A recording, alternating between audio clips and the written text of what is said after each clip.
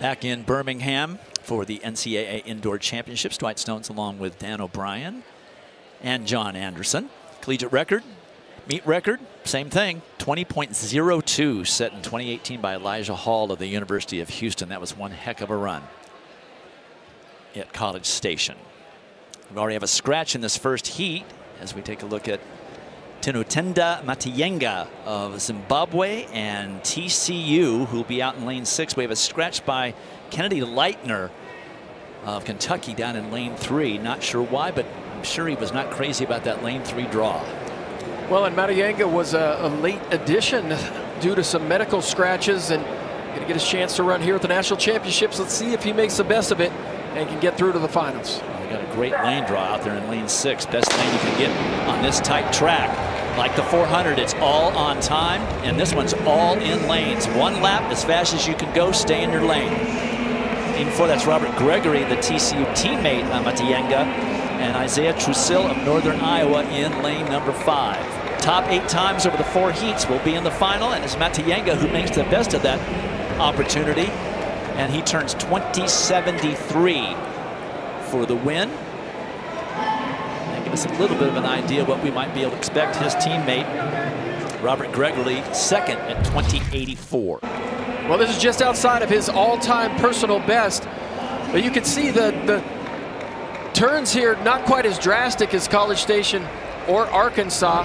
These athletes have to work just a little bit harder on those turns. That's where you use up all your energy, holding your form, and continuing to accelerate through those turns. But you get a little slingshot effect when the bank's a little bit higher. You can come off those turns and have a little slingshot effect if you're in those outside lanes. We don't see that quite as much. But I think back on Hall's record in College Station 2018, I'm kind of waiting for him to kind of step up as a professional. He's been in a number of races and he just hasn't quite gotten there after some real serious injuries. So fresh off that 3rd place finish in the long jump, here is Matthew Boling, the defending champion in the 200. He got a very sweet lane draw in lane 6. Right below him, you might have seen for a moment, his coach, Carol Smith Gilbert, in her first year at Georgia. There's Carol. Transfer from the University of Southern California Trojans, where she had a very fine career. National championship on the women's side a few years ago. But now she's at Georgia and rebuilding that team after the exit of Petros Kyprianou, and a lot of the athletes decided to disperse to other schools as well. Here are the lane assignments for, there's Carol Smith Gilbert. It was the lane assignments for heat number 2 with Matthew Boling out in lane 6. Well, earlier this season, he ran the fastest time in the world in the 200, and it hit YouTube in no time at all. But scheduled to compete in 4 events. We'll see, you know, you compete in that many events even though they're not long events. The 60 meters and the long jump. He's took at least 4 jumps in that long jump. They are going to take a toll. But we got a chance to see some great racing last year between he and Terrence Laird of LSU. And Laird beat Boling at the SEC meet, but Boling came back and won the national indoor title.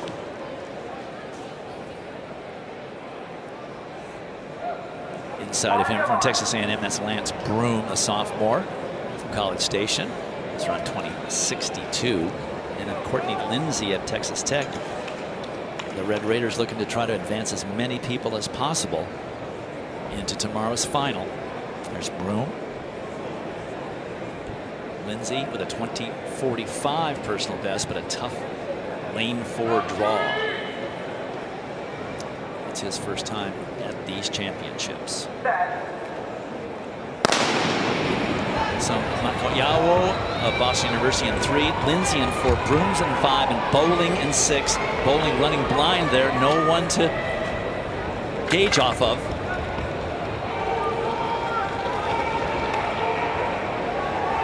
And Boling is going to win the heat, driving hard for the finish line to get every little bit he can. 20:42.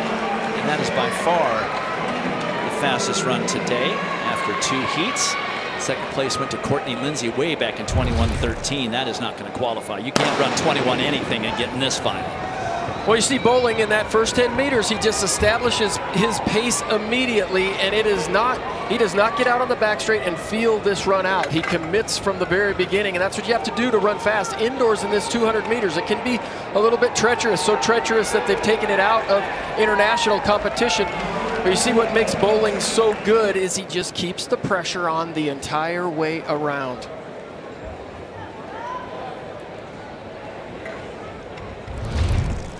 There's Matthew Boling, 20:42. Look at all the times over 21 behind him. The caveat here is the track. You couldn't run 21 anything at College Station or Fayetteville and make a 200-meter final. But here it might be possible because these are tighter turns and the banking isn't quite as high. But as I recall, the last time we were here, everybody had to break 21 seconds in order to make the final. Let's see if I end up being right.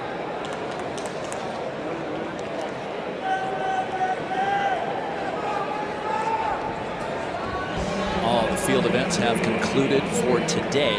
The only thing on the track are these 200s. 2 more heats remaining. That is Lance Lang of Kentucky, sophomore. He drew lane number 4. Well, we saw him run on an inside lane at the SEC qualifying, and he managed to get through to the finals and win. Matthew Boling chose not to run the 200 meters at the SEC meet, so it kind of opened the door to Lance Lang. But Lance Lang is one of the guys who just steps in and competes. Doesn't matter whether it's in the 60, the 200, he'll give you a great leg on the 4x4. Always impressed. Every time he hits the track, you get his absolute best effort. On the outside there, you see Kazan James from USC. He's gotten through in the 60 meters already, but he was a surprise runner-up 2 years ago in 3 years ago, but 2 seasons ago in 2019, where he finished runner-up here in the 200 meters. Kazan already threw in the 60 meters with 2 of his teammates, 3 Trojans in the 60 meters final tomorrow. There's how they'll line up. James getting the good lane 6 draw with a subtler curve. And then Miller of South Carolina on his inside. James will be a good rabbit for him. And James is reacting, passing James early. James way out of it. It is Evan Miller. And now it's Lance Lang. Very tough coming down this finishing straight. And it's going to be Miller come back and get Lang. 20:88 for Miller.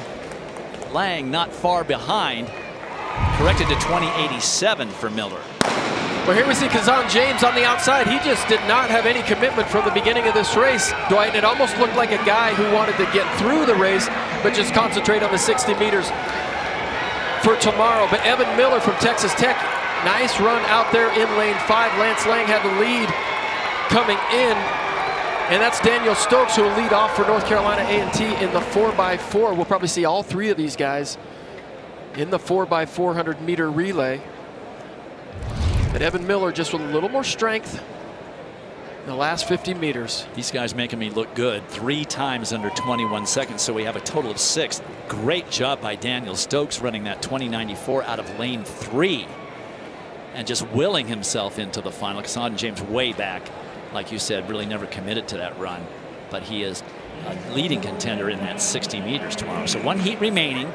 You got to run faster than 21:18 to make it into the final. 6 men so far under 21 seconds as we look at Javante Harding, the sophomore for North Carolina A&T. Boy, would they love to get another one of their sprinters into this final.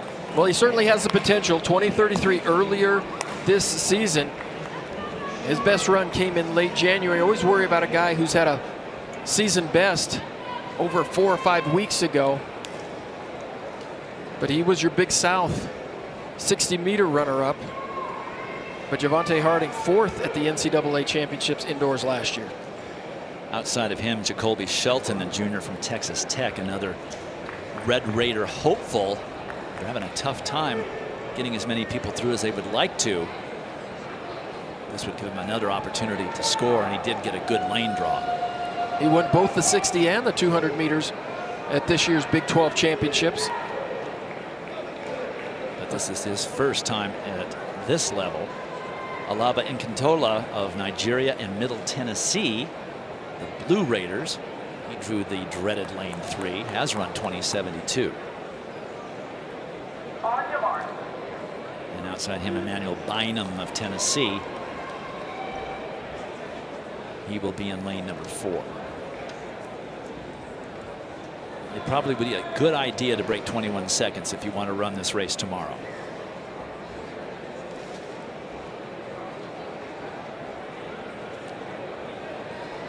And the advantage of being in the later heats is that you know that.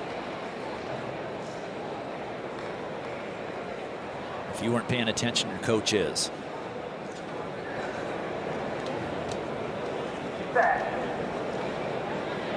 the inside, Akintola, Bynum, then Harding and Shelton. And Harding out hard chasing Shelton.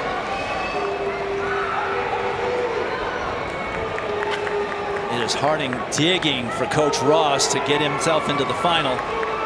Harding's going to win it. Is Shelton going to run fast enough to advance? Probably. 20.52 for Javante Harding. Second fastest of the day.